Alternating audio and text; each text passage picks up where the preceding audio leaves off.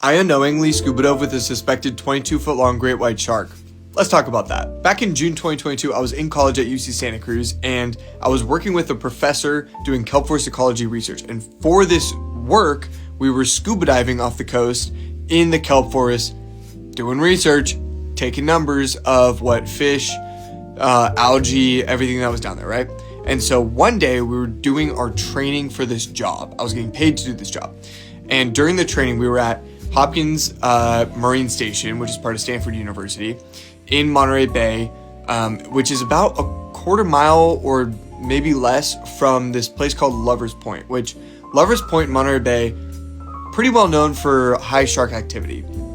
And so we were training one day, we were doing 3 dives.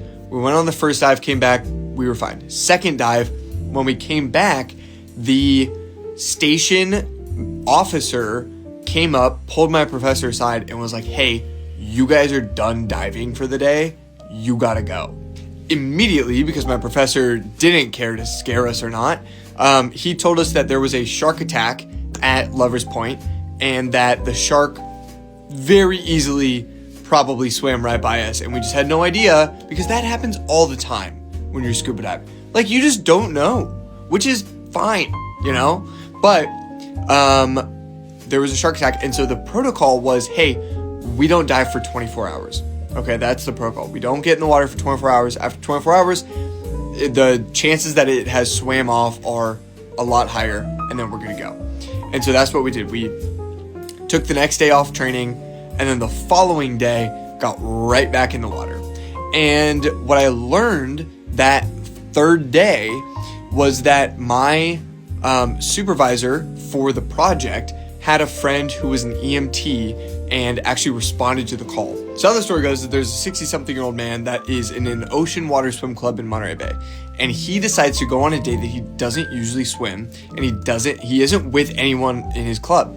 And so he goes out into the ocean, and he is swimming 300 yards offshore. He's way outside the edge of the kelp forest, which, stay inside the kelp forest. Okay, sharks don't typically go in the kelp forest, so maybe you stay in it. But regardless, he's way outside, and then all of a sudden, he's swimming, shark comes up, picks him up in his mouth, drops him, and then the shark swims off, okay? Now, this man is thrashed on one side, bleeding out, screaming for help. Luckily for him, there's a couple on vacation paddleboarding nearby. Now, this couple quickly goes over to him, pulls him on the paddleboard, takes him to shore, and when they get to shore, they patch him up and call an ambulance. Crazy for him, the couple was an off-duty cop and nurse, so they knew what to do, okay? I think they saved his life more than anyone else. And so they patch him up, he gets thrown in the ambulance, taken to the hospital. Now, the EMT that my supervisor knows and responded to the call was saying that he was bleeding out so much that it was dripping out the back of the ambulance while on the freeway. That's scary. But he gets to the hospital, they stitch him up, and he lives, makes a full recovery, didn't lose any limbs, nothing. Now, the shark, what it had done is it had taken a very light tester bite. It grabbed him, realized it wasn't him. Hey, I'm not going to chomp all the way through.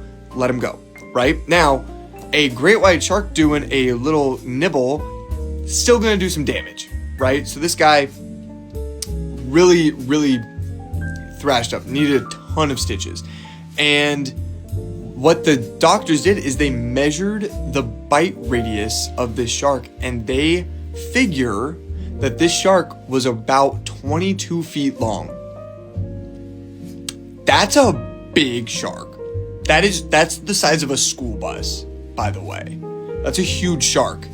And this man is just walking around like nothing ever happened. Okay, he got interviewed. I read the article. He got interviewed, and he was just like, yeah, shit happens, you know? Yeah, whatever. Badass! We want to end this on, sharks are not trying to kill us, okay? They do not want to eat us. It is a mistake all the time. It is a mistake, or they feel threatened or something that we've done. We are going into their home. People need to realize that. Also, for the single-digit numbers that they kill of us each year, very sad. But we kill about 100 million of them a year. The estimates are 70 to 100 million sharks per year. That's over 200,000 a day. Okay? They aren't the problem.